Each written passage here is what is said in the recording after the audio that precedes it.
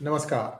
Welcome to Global Insights, episode 304. Today, we launch the DGI sessions for 2022. A shout out to our viewers to like this program so it can reach its maximum potential. Today is Saturday, the 8th of January, and here's what is happening around the world.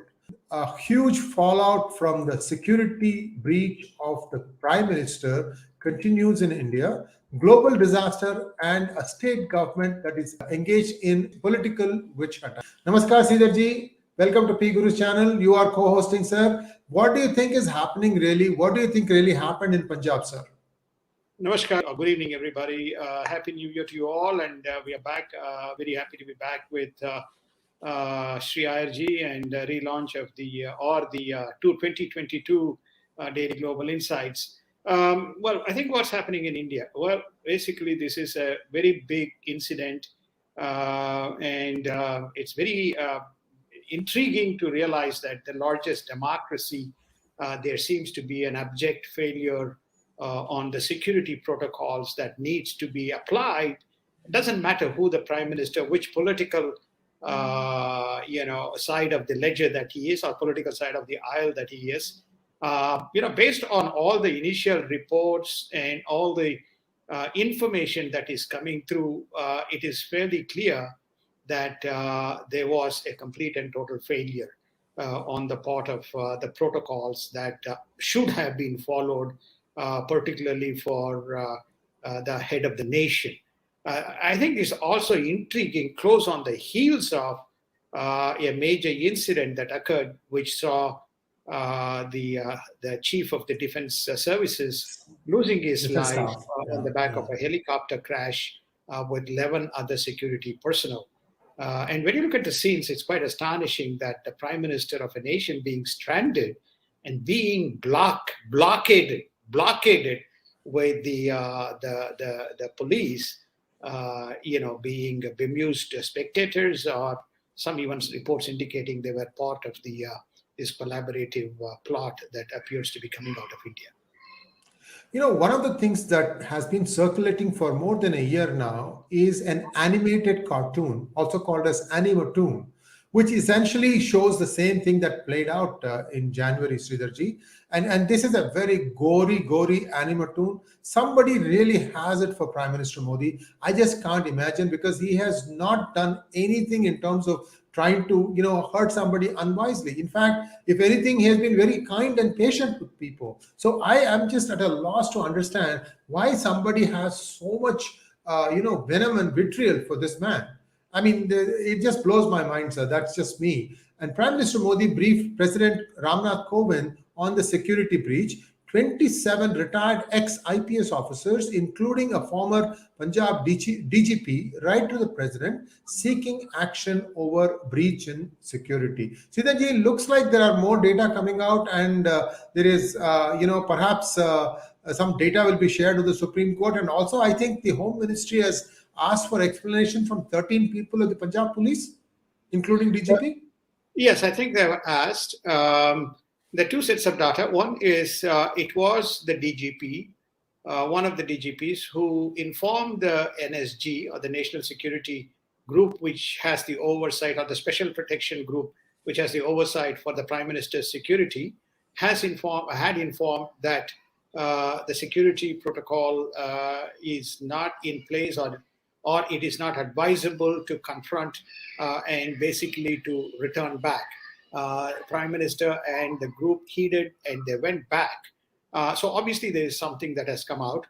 There has been mixture of reports, but apparently there is this 2-page intelligent report which indicates that there was an incident of this type anticipated. How it has not been communicated is beyond belief.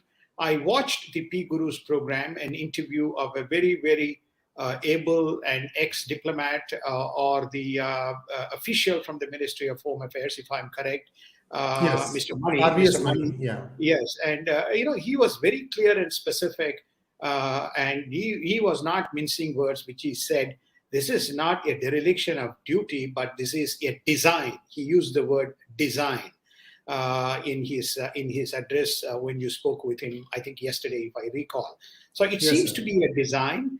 And it comes out when one of these BKU or the Bharat Kisan Union leaders comes out and says it was actually the police which leaked that information that the prime minister would be passing by that way. That further, complicates the situation. What is the intent of these people? And some of the political statements coming out from the opposition is far more bemusing, and how Indian public can tolerate such types of leadership with the rhetoric that is coming out without condemning such incidents are not acceptable. And why these politicians don't understand tomorrow it could be their turn to face similar type of a circumstance. After all, they're all in public life, and there is nothing called static, which is only one-way street. So it doesn't matter in a political spectrum, irrespective of your disagreements, one has to follow common protocol and take their policies, not their personal animosities. In a democratic society such as India. India is considered as the largest democracy, and it does not cut a very sorry figure. India cuts a very sorry figure, or some of these people cut a very sorry figure when you look at the incident as a whole, especially when it is in the cusp of, I'm told, not too far from a very volatile border state of Pakistan. And the Ministry of External Affairs has called it illegal, the act of China to build a bridge across Pangong Lake. Not long ago, India was able to patrol all the way up to finger 8. Nowadays, I think it is stopped at finger 4. Sridharji, this bridge, how quickly, it looks like this is prefabricated structures that they have got in there. This prefabricated structure, it seems to have been built more recently in 2021.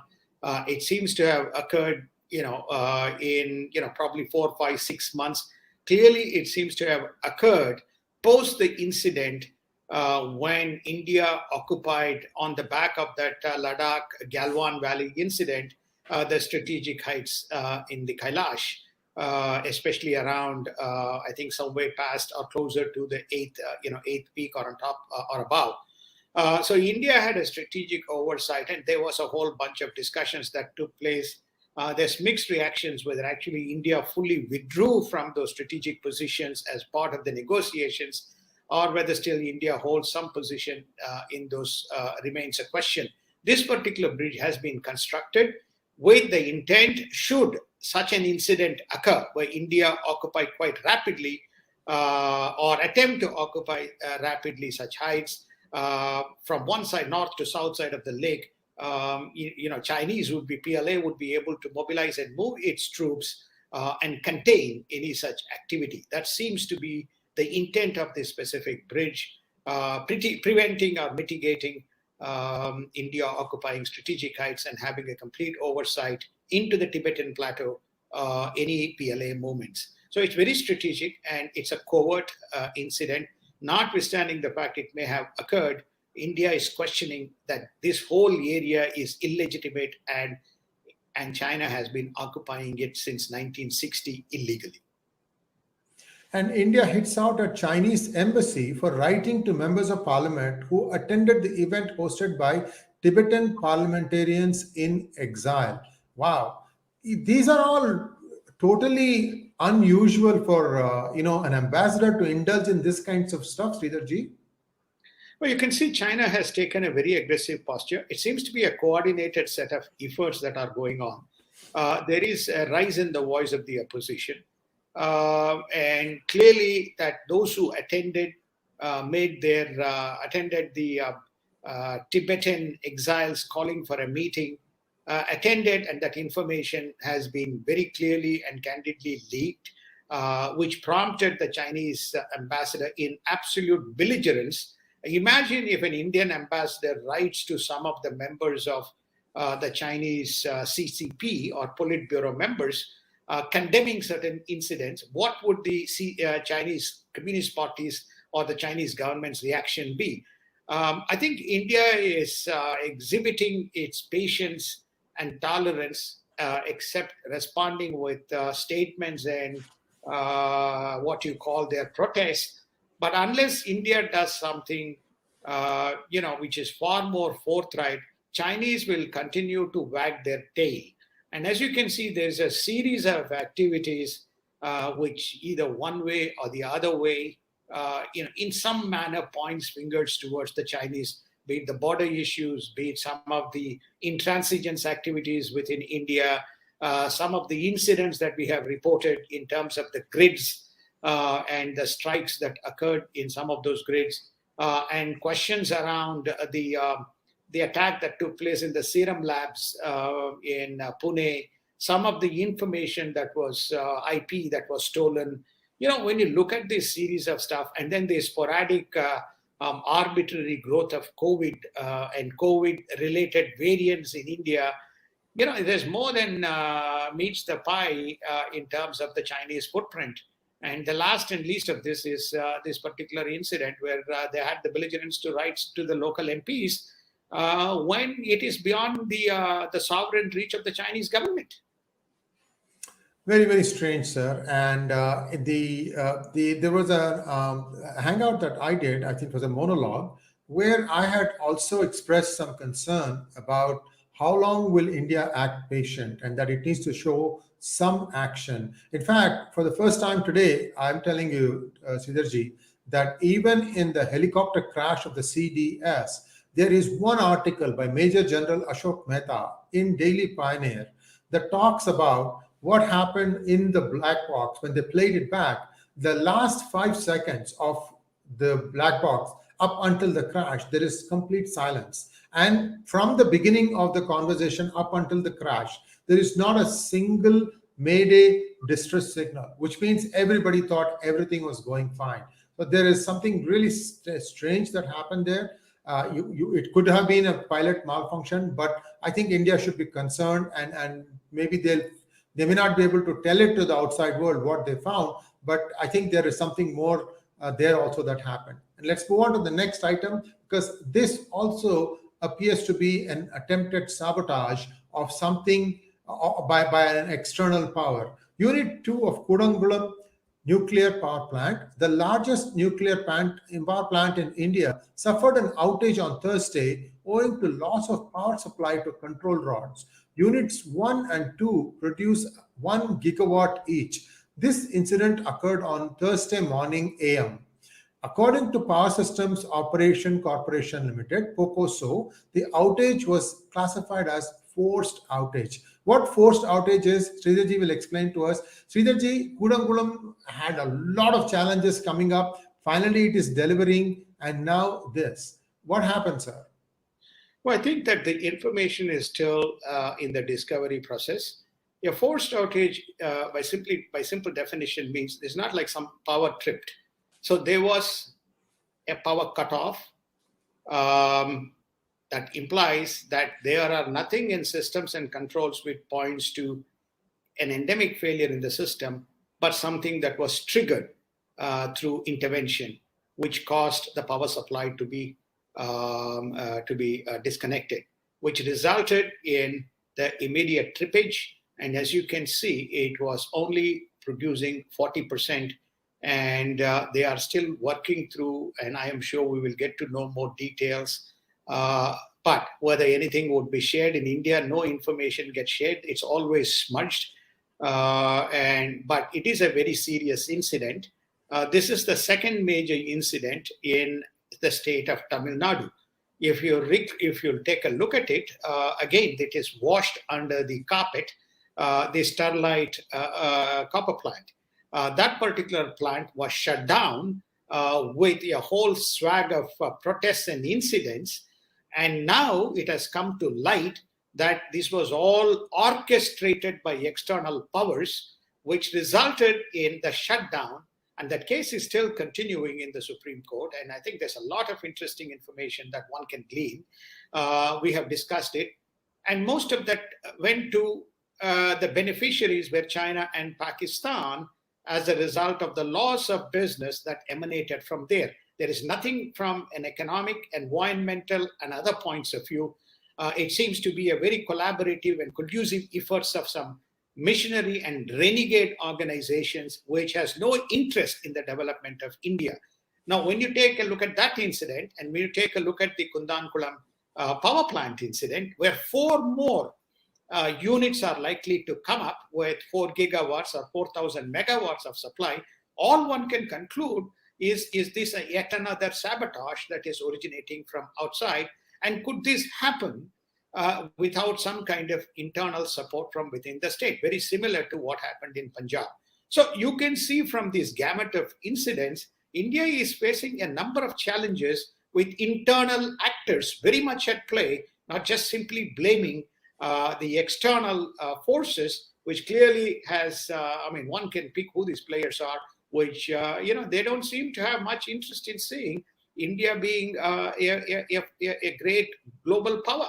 India is rising to be a world power, but its efforts are being thwarted by all these actions, sir. Sridharji, believe it or not, my 3rd book in the Money series, which is about to be released, in fact, the ebook is days away from being released, talks about how external forces will try to sabotage a nuclear reactor that is being used to generate electricity. So this is just a sheer coincidence. I mean, this news is happening today. I wrote the book about 8 months ago, which means I started about 14 months ago, but that's what is described, what happens, how this plays out, a lot of stuff that has been there. So, you can understand a little bit more when you read my book. And I'm not plugging my book. It's just that it was a coincidence. And therefore, I thought I should mention that. Kazakh President Kassym-Jomart Tokayev said on Friday that constitutional order has been restored in the state capital, Almaty. 26 armed criminals have been eliminated and more than 3,000 detained. The Central Asian regions and the former Russian bloc nations continue to be at the flashpoint. Kazakh is home to 40% of the global uranium resources. And another minor thing, sir, Kudankulam is very close to Kanyakumari, which means Kudankulam is also very close to the coast of Sri Lanka. Now, the question comes up as to what the heck was the Chinese ambassador doing at some of the outlying islands that are adjoining Yarpanam or Jaffna. Isn't the ambassador's job to stay within and manage the place within the headquarters, which is Colombo? What the heck was he doing there? So all this and more, we are going to have a hangout with Major Madan Kumar. That will be coming out very shortly. Stay tuned. But I can tell you, I completely concur with Sridharji that India is being buffeted by one challenge or the other. A lot of planning being done ahead of time. Some criminal actors, all of them want to just prevent India from becoming a superpower, are at play. But the more important thing is India is coming out of this. It has a few knocks here and there, like the CDS helicopter crash. But in my opinion, and I think Sridharji, you will agree with me, that India has done a tremendous job of still moving forward despite all these knocks and blows. I agree with you. I concur with you on your last observation. I think Indian Prime Minister, right throughout various incidents, let us not forget, we are less than almost close to 1 month away from the 2nd anniversary of the major incident that took place in February of 2019. So therefore, I think we are not too far, or 2020, not the Trump visit. During the Trump visit, 2020. So we're not away when there was this great drama of the incident and the thing being lit. And subsequent to that, you saw what happened in January 2021. So you are beginning to see a series of incidents that simply imply that there is an attempt to malign the nation, not accept, because India is a nation which is controlled by various states, by families, and they see that the economic progress being made to the detriment of some of the benefits that these people were deriving or extracting or harnessing from the resources of the nation is pushing. And they are aided and abetted by Western nations who have anything but goodwill towards India. But I think that India will come out. Now, with regard to your last point with the Chinese, you need to recognize every Chinese diplomat or every Chinese is a potential CCP member and a spy. You want the proof? This is a very provocative statement that I am making. Now you have seen in the recent past, even the leading venture capitalists and private business people have all been softened up, and they've all become members of CCP. So you have to wave the flag. You all want to know what's happened in Hong Kong? Well, you know very well what happened in Hong Kong. So this is the way the game is being played, and it is not a sustainable game, and this is not the way foreign affairs and diplomacy is conducted. And we will talk about one more incident as the program progresses. But to your point, that India has to weather the storm and deal with these issues in a calm manner rather than being provoked and respond in a reckless manner. I think that's where India has stood out. And US questions Russian-led peacekeeping troops in Kazakhstan, forgetting that it was the Kazakhs who sought help from the Russians, what is called as the Collective Security Treaty Organization that has Russia, Belarus, Kazakhstan, and Armenia amongst few as its members. Sridharji, Kazakhstan, uranium, suddenly the price of uranium start going up around the world. What does it mean? Will electricity start going up also, sir? Well, I think the Kazakhstan issue is the least warranted and in a most volatile region and most inappropriate. So let's kind of look at that incident, though we covered something else as we stepped into that point. The Kazakh incident is a trigger. It was ruled for a long, long time by Nazarbayev family. It is understood that they have amassed quite an amount of wealth and power. The new president who assumed power, who was appointed by Nazarbayev, seems to be acting on his own. First, he yielded to the demands of the people that much more parity would be established because of rising inflation and diminishing income levels. And they are reliant on two things, uranium, but it is also home to natural gas, which feeds into to the power the houses of the local population.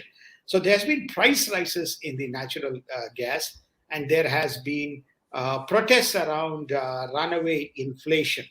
What is happening to these uranium resources and how it is being harnessed remains a big question mark, and why it is not flowing into a very small population, but they can have a very high per capita relative to what it is.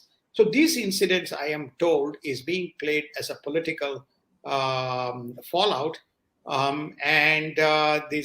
whether there are any remnant people from across the Afghanistan or Uzbekistan flowing in, creating any turmoil, who are being called as terrorists, we don't know. The incident is still new. But Russia seems to have acted with Belarus at the request of the Kazakhs.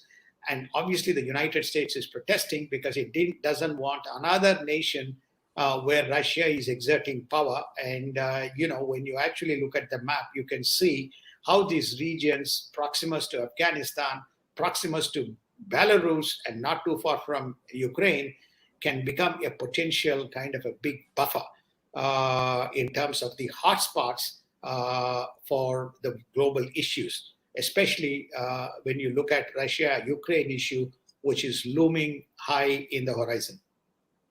And US aims to step up economic ties in Indo-Pacific, countering the Chinese threats. Sounding alarm on China, US and Japan vow to collaborate more on defense.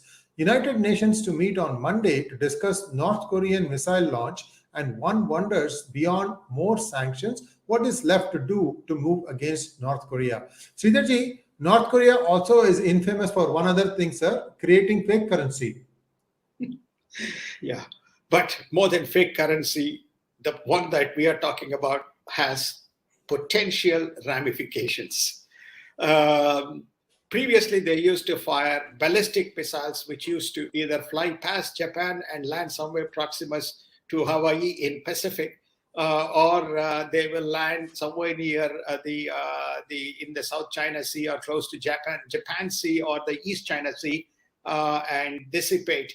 It was meant to send signals that the North Korean Kim Jong-un is present and he wants attention. But the one that he has fired now is a hypersonic missile. And a hypersonic missile has ramifications and problems not just for Japan, but Japan, United States, and Israel. Hypersonic missiles fly at low altitude. They are not detectable. They fly below the radar. They are not hard. They are very hard to contain by any existing technologies that are available.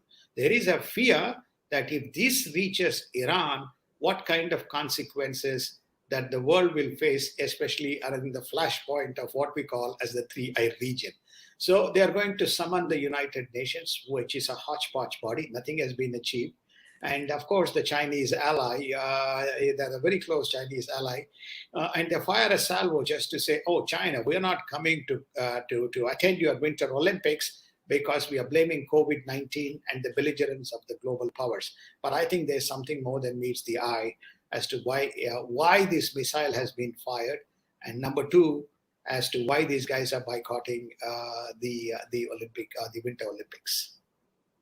And Cambodia's PM visit to Myanmar sparks protests from coup opponents as Myanmar's stalemate continues. Sridharji, what do you think is going to finally end up in Myanmar? The generals have been having the hold for since 1950, I think. What will happen is the ASEAN will not apply any sanctions. ASEAN